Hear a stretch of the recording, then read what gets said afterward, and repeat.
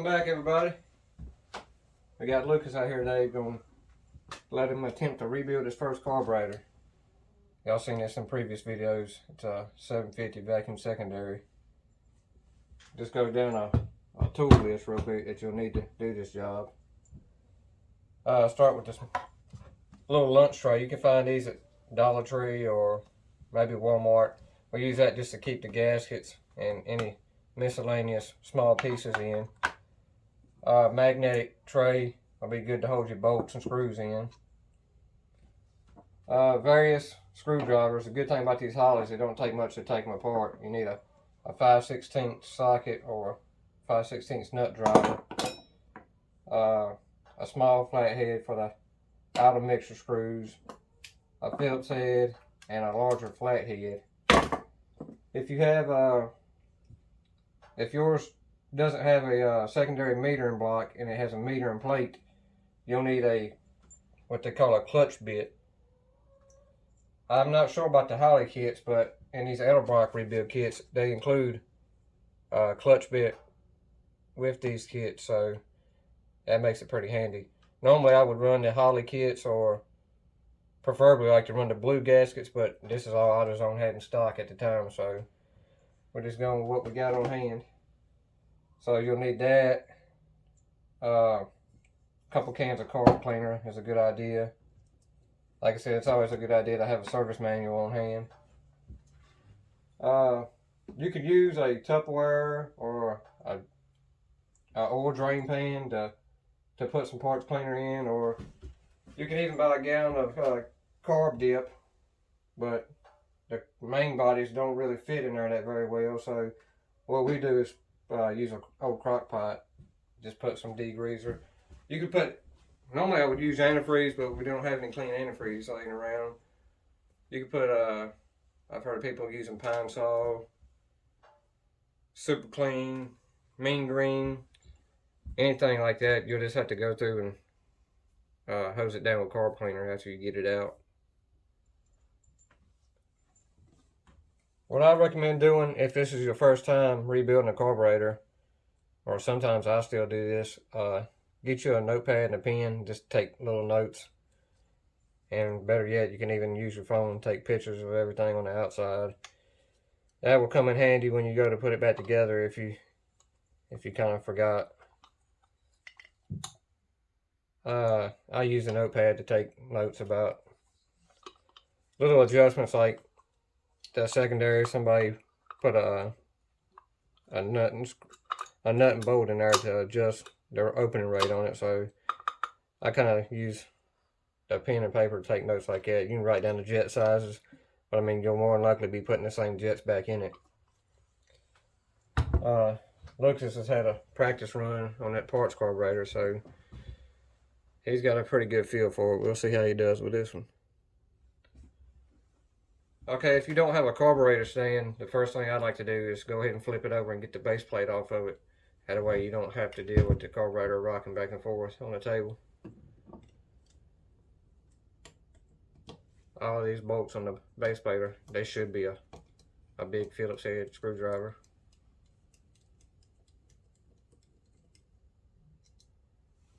Just put them in the magnetic tray so they don't get away from you.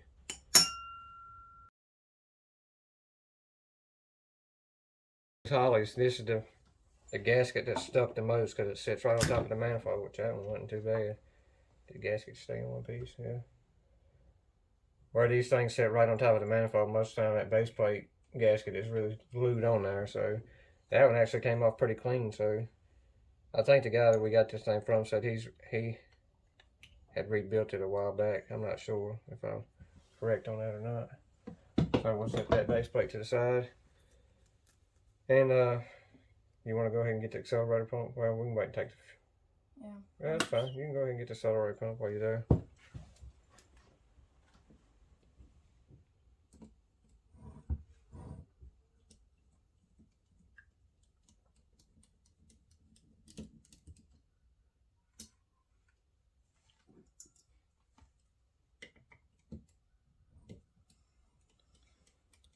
Now, if you're afraid about getting your screws mixed up, that's why I recommend, if you can find one of these little lunch trays. They got the little divided sections in them.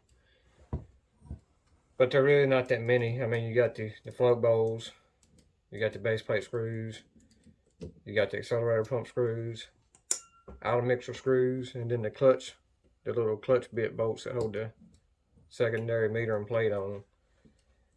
They're all pretty unique in their own way, so I guess you could get them mixed up, but it's kind of hard.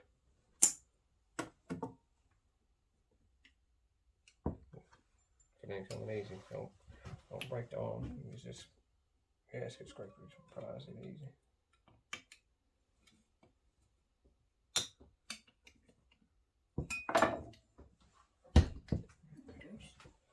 So I get the gasket off.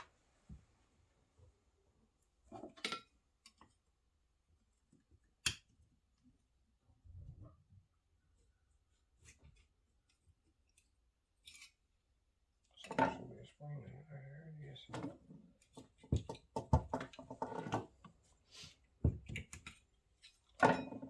When we talked earlier about an accelerator pump, it's basically just a mechanical pump with a diaphragm inside here and a spring. There goes the spring. Grab that quick.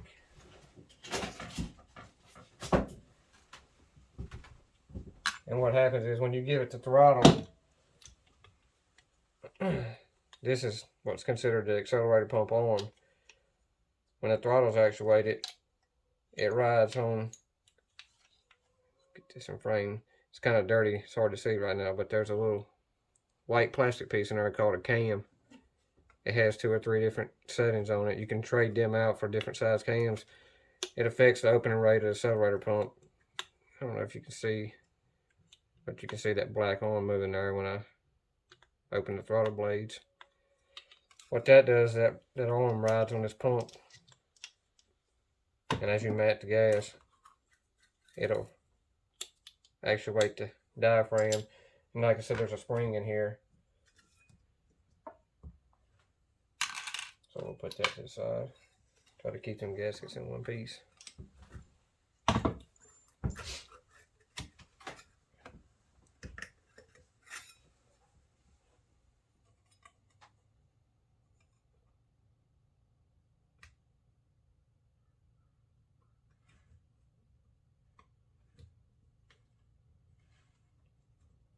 Easy, don't gouge the metal. Just get barely up underneath the gasket.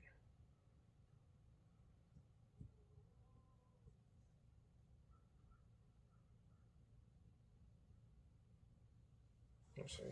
Got it.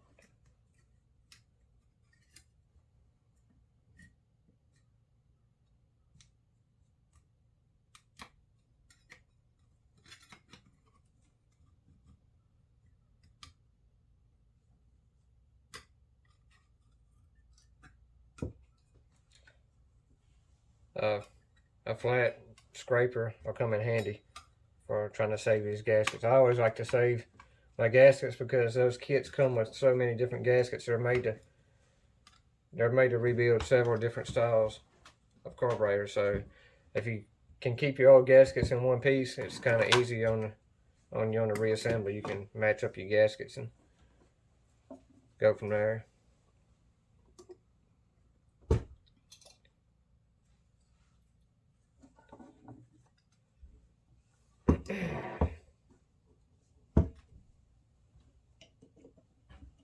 Like I said, on these float bowls or fuel bowls, it's a 5/16 nut driver, or you can use a socket. What you'll notice on this particular carburetor, like I said, it doesn't have a secondary meter and block. It runs a meter and plate. So the primary bowls and the secondary bowl screws will be different length to compensate for the thickness of the meter and block.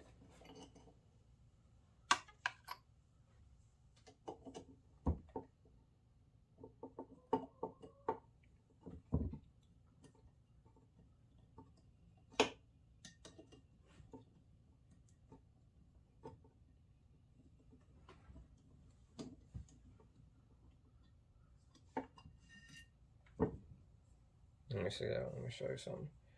And see, this one came off with the gasket on it. That's one thing about these Holleys. You got to be careful. The gasket came off of this one, but the other three, the gaskets were stuck inside the bowl. So when you go to reassemble it, just be sure you take you a little pick or something and get those old gaskets out. Hang on for a second, Luke. You're getting too far ahead of me. I'm trying to get this stuff on camera.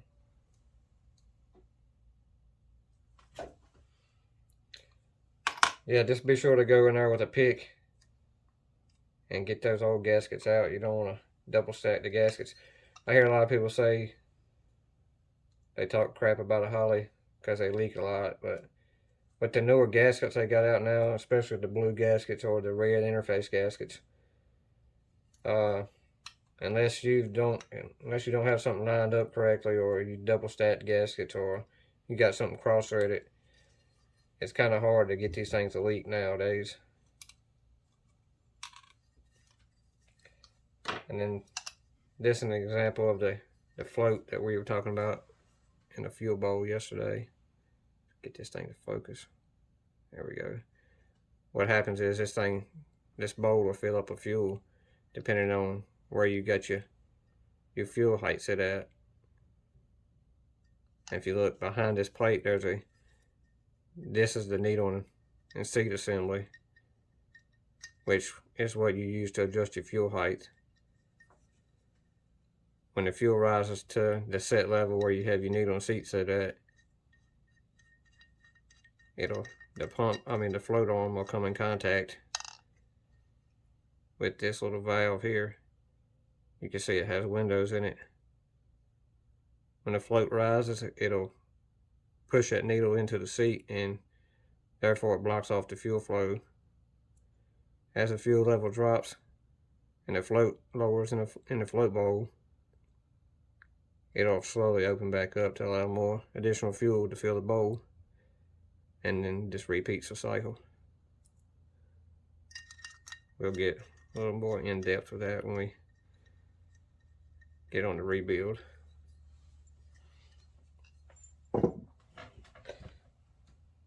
After you got the float bowls off the front, unless it's stuck like this one, the metering block should just lift right off of there. Put your finger. There it goes. Like I said, somebody's been into this one before. You can tell because it's got the newer style gaskets in it. But when we spoke yesterday about main jets, you can see an example of those there. These two jets at the bottom. We didn't touch base on this. This is what's considered a power valve. Like I said in the illustration, I didn't put in all these passages right here just so it wouldn't confuse everybody. This is pretty much where most of the magic happens at in a Holley style carburetor. Behind this, let me see if I can get this power valve out behind it. Behind this power valve is what's considered the main well. As you can see, it has passages right here as well. You can see air bleeds here in the emulsion tubes.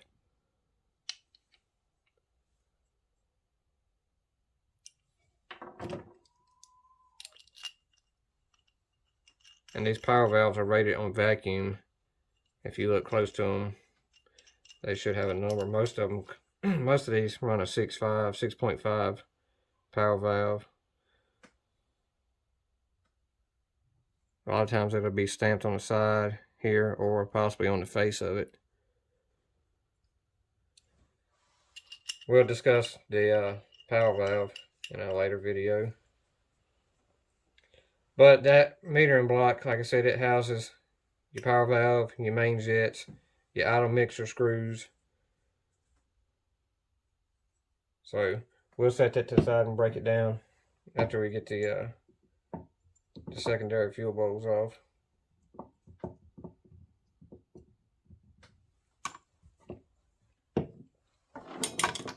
Is that one stuck? Don't tear it. That way we can reuse it.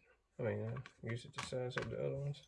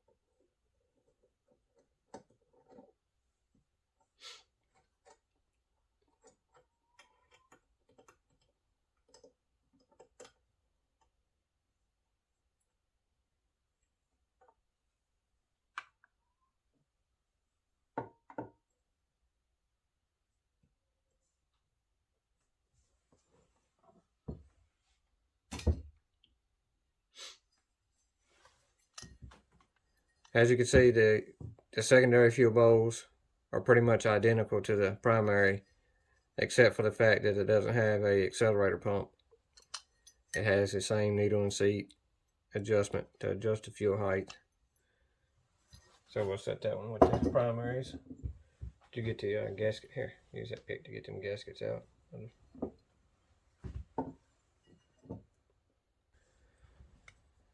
While he's getting that gaskets off of that bowl there, I'll give you an example of this is what it's considered a secondary metering plate instead of a metering block. You can convert these vacuum secondaries to have a secondary metering block where you can change the secondary jets.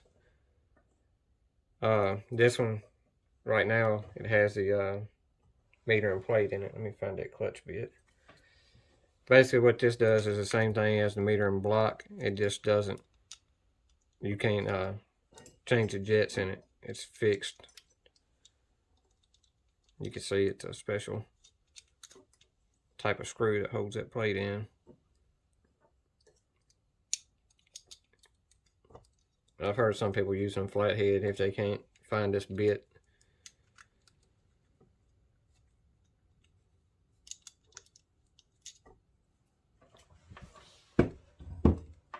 Once he gets that off, I'll give you an example of that. It's fine. Don't gouge it up too much. Let me see the other one. Swap this bit out and take that plate off.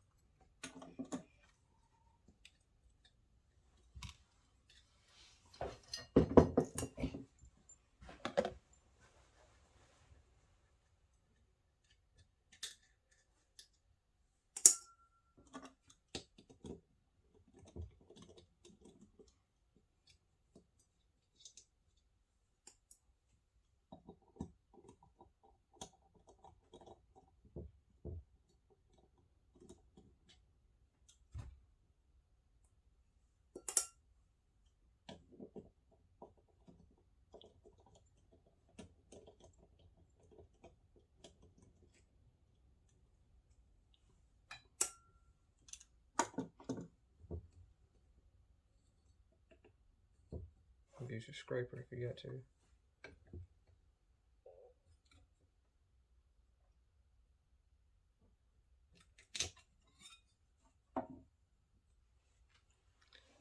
As you can see, it's got fixed passages in this plate here, which is actually pretty clean. It's pretty shocking. The passages in here, you can buy these plates from Holley to camera would focus. You can buy these plates from Holley to adjust the basically making jet changes in the rear, but it's a whole lot easier just to convert these things over to a secondary metering block. That way you can just if you got a jet kit laying around, you can jet it up or jet it down, depending on how you need it, and it'll give you auto adjustments on the secondaries as well.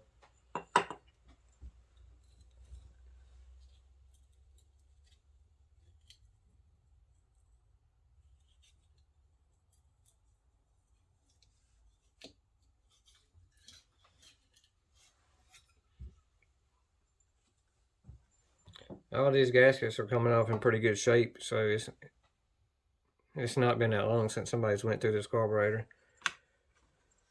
But we never had it on the engine or heard it run, so we're gonna go ahead and give it a freshen up. I think the only thing you got left is to take that main squirter out. But be careful, it's like a little gasket underneath there, and it should be a little needle valve.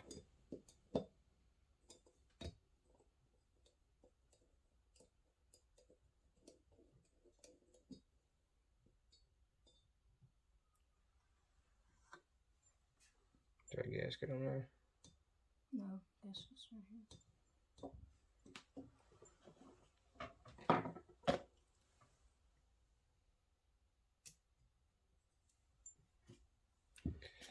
On this squirter here, this is the accelerator pump squirter. There will be a small gasket or washer underneath of it, so just be careful not to lose that. And we'll set that to the side. And then there should be, down in this body, so you can look down in that hole there where the squirter goes. You see that shiny piece? It's a little needle. Gotta turn it over upside down to get that bad boy out. There it comes. Just be careful not to lose these little needle assemblies for the accelerator pump. I don't think the kit includes any of these, so we'll set that in a magnetic tray so it don't get washed away. I don't even think that thing might be brass or something. No wonder it didn't stick to the magnet.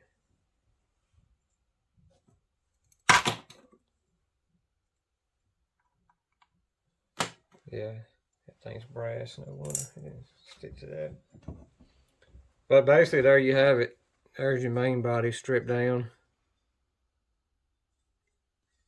It's a good idea to go through and check these surfaces with a straight edge to make sure, because a lot of times these things can get warped, or people over torque them, or just from time and heat cycles. These actually look pretty good. So we'll throw this thing in the crock pot and let it stew for a few hours.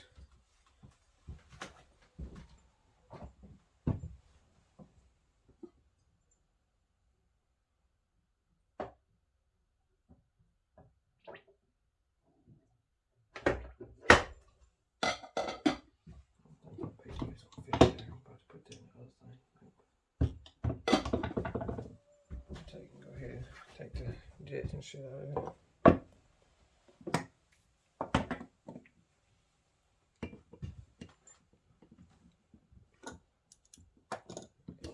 On these jets, they do sell a jet tool, so if you're doing jet changes a lot, it's probably a good idea to invest in one of those. But if you use a wide tipped flathead and just be careful, you can get them out. They shouldn't be in there that tight anyways. Let's see what jets it had in it.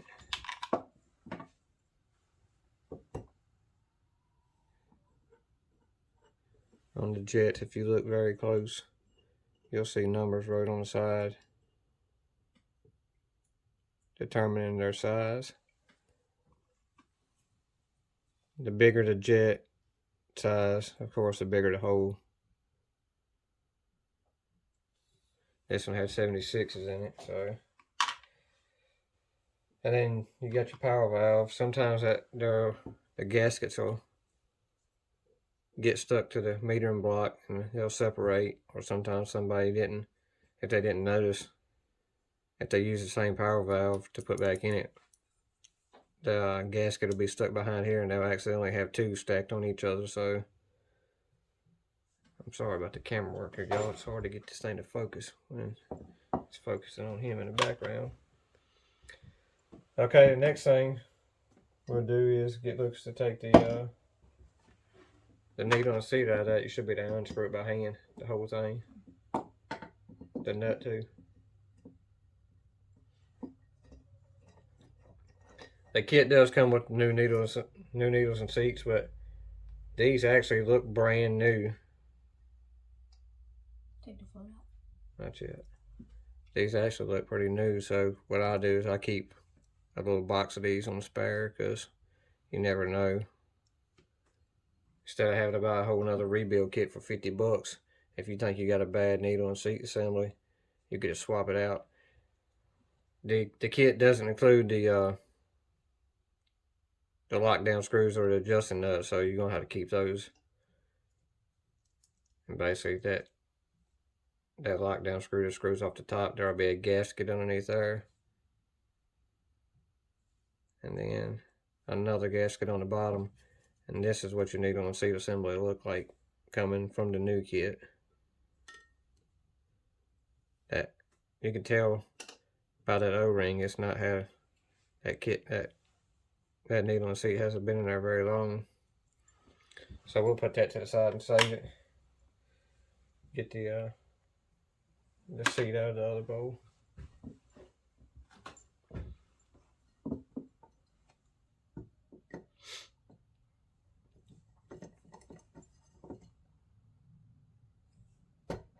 Got it. Let me see it so it don't get stripped. Sometimes these things can be in there really tight.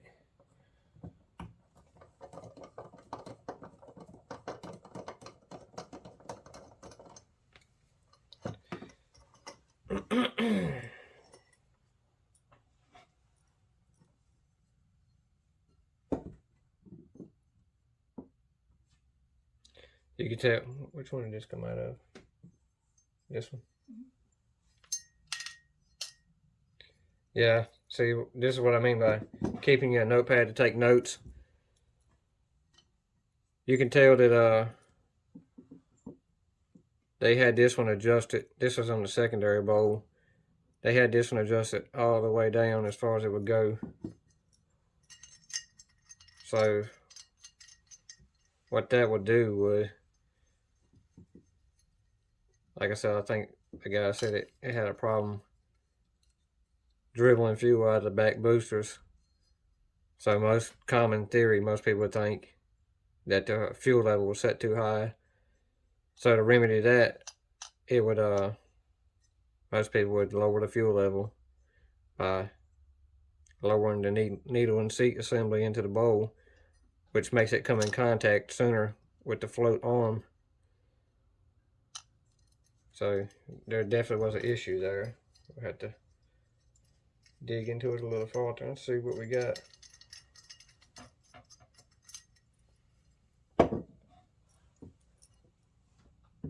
Had that one cranked down pretty good. I have to use something to get it loose. 5/8.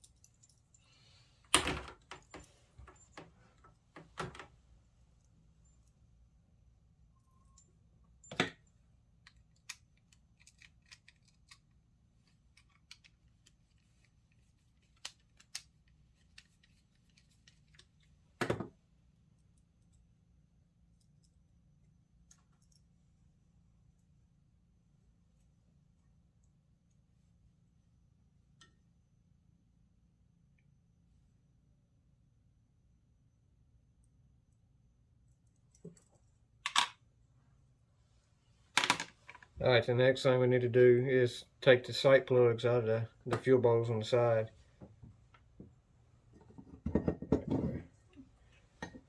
What that is for is to set your fuel level. You open that sight plug with either the engine running, or if you have electric fuel pump, you can just turn the electric fuel pump on and let it fill the bowls up. You want to be able to see, this will be looking from the side of the carburetor.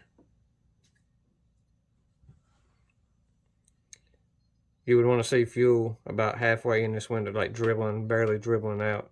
And then you know, if the car's on level ground, you'll know your float level was set at the right height. Just like everything else on these things, they'll have a little gasket in here, and just be sure to go through and get those out.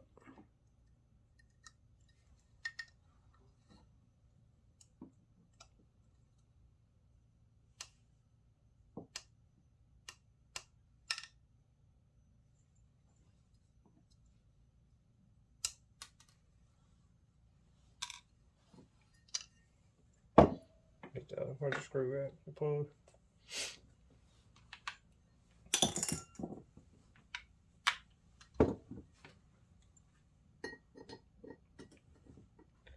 On these older Holleys, they'll just have one sight plug on each bowl. On a newer style or a performance style carburetor, they'll have a lot of times they'll have a sight window. It won't even be a plug. It'll just be a piece of clear glass in there that you can look through. You don't even actually have to take the plug out to see the fuel height in it. But we'll go ahead and use this small flathead to get the float arm out of here.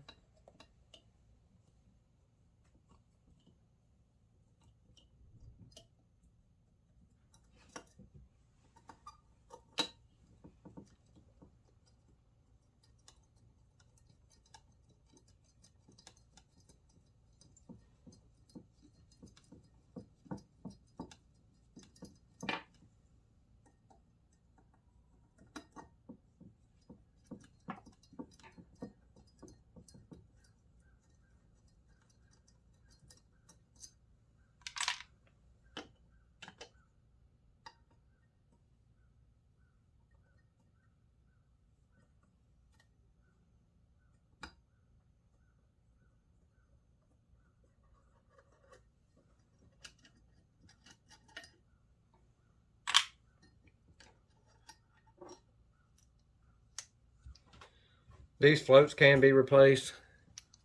You might run into a carburetor that might have brass floats in it, or the nitrile ones.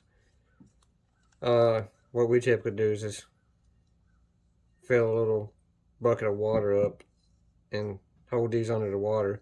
If you don't see any air bubbles coming out, you should have a good float. This one looks in pretty good shape. But you can see this little, let's see if I can get it to focus. The little silver arm, that's where the needle and seat would come in contact with it when it's inside the bowl. It's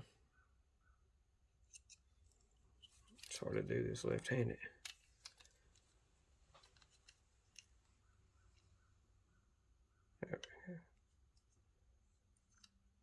This would be a inside, like a picture from inside the fuel bowl. As the fuel level rises, the float would swing up and come in contact. Let me get the other one out. Screws are kind of hard.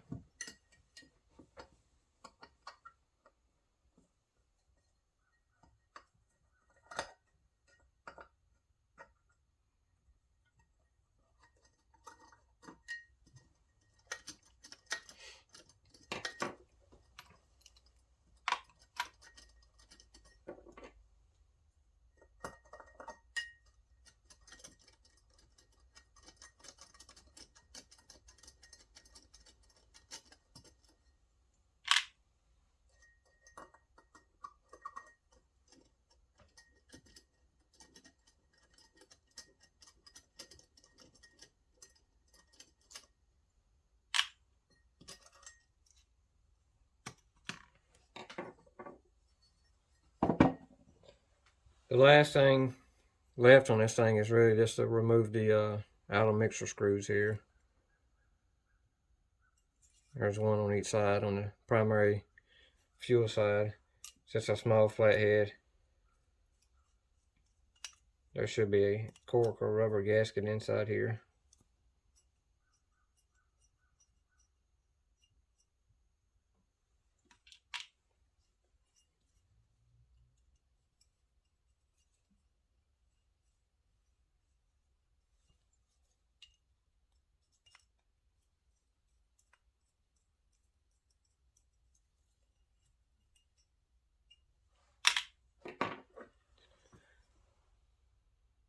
You see down inside that hole, there's a little small cork gasket. And that's pretty much all it is to it. If this base plate looks good, typically I won't tear it all the way down. This thing looks fairly well good. I'll put this thing in the oil pan, like an oil drain pan, let it soak. This is the awkwardest piece of the build here. They don't really fit in the crock pot or the carb dip gallon can, so